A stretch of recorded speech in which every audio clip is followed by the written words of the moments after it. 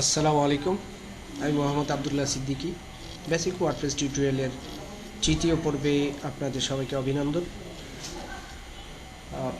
দ্বিতীয় পর্বে আমরা এই পর্যন্ত দেখিয়েছিলাম, আমরা এখান থেকেই শুরু করছি। যারা আপনারা দ্বিতীয় পর্ব দেখেননি, অনুগ্রহ করে আমার চ্যানেলে গিয়ে দেখে নেবেন।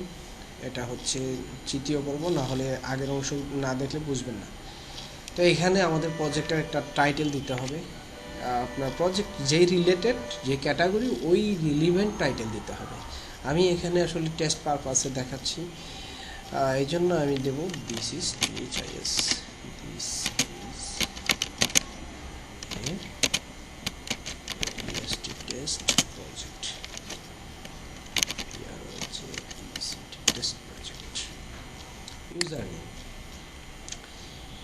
একটা ইউজার নেম দিতে হবে। এটা হচ্ছে অ্যাডমিন প্যানেলের ইউজার নেম, অতএব মনে রাখা যায় এরকম একটা ইউজার নেম দিতে হবে। আমি আপাতত এখানে এইটাই দিব। আপনি যে এটাই দিতে হবে এমনটা না, যেমন খুশি তেমন। আর এখানে পাসওয়ার্ড দিতে হবে। পাসওয়ার্ড চাইলে এই ওরা যেটা সাজেস্ট করছে এটাও নিয়ে নিতে পারেন, অথবা নিজেদের পছন্দ মতো পাসওয়ার্ড দিতে পারেন। আমি আমার পছন্দ মতো পাসওয়ার্ড দিই, ABRTU আবদুল্লাহ 121। বলতেছে ভেরি উইক। আসলে এই পাসওয়ার্ডটা খুবই স্ট্রং দেওয়া উচিত, কারণ হ্যাকাররা এখানে ট্রাই করে হ্যাক করার জন্য। আচ্ছা, তারপরে হচ্ছে কনফার্ম পাসওয়ার্ড। আমি একটু এগুলো সেভ করে দিয়ে আসি। এখানে হবে WP admin user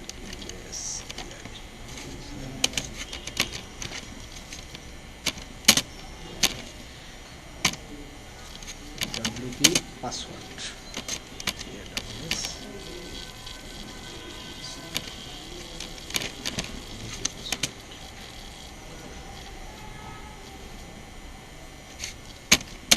পাসওয়ার্ডটা কি দিয়েছিলাম? আবদুল্লাহ।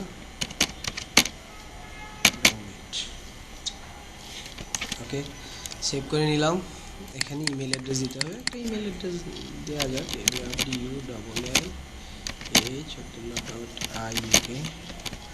অবশ্যই ভ্যালিড ইমেল দিবেন।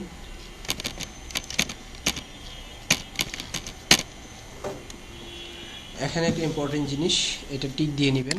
এটার মানে হচ্ছে আপনি যখন একটা প্রজেক্ট কাজ করবেন, এইটা টিক দিয়ে নেবেন। কারণ হচ্ছে সার্চ ইঞ্জিন থেকে ডিসকারেজ করে রাখবেন আপনার প্রজেক্টটার। কারণ হলো, আপনি যখন কোনো একটা সাইট সার্ভারে কাজ করবেন, তখন সার্চ ইঞ্জিনের স্পাইডারগুলো, বোটগুলো প্রত্যেকটা সাইট নতুন করে লঞ্চ করলেই ওটাতে গিয়ে তারা ভিজিট করে আসে এবং এটা ইন্ডেক্স করে। তো প্রজেক্ট কমপ্লিট না হয়ে ইন্ডেক্স করলে ডাটা তেমন থাকবে না, এলোমেলো থাকবে, এবং ওরা ওইভাবেই ইন্ডেক্স করবে, যার ফলে এটা র্যাঙ্কিংয়ে নিয়ে আসাটা কষ্টকর হবে। যার ফলে যখন টোটাল কমপ্লিট প্রজেক্ট শেষ হবে, তখন এটা উঠাই দেওয়ার অপশন আছে, আমি সেটাও দেখাবো পর্যায়ক্রমে টিউটোরিয়ালে। সব কিছু ঠিকঠাক হলে ইনস্টল ওয়ার্ডপ্রেস।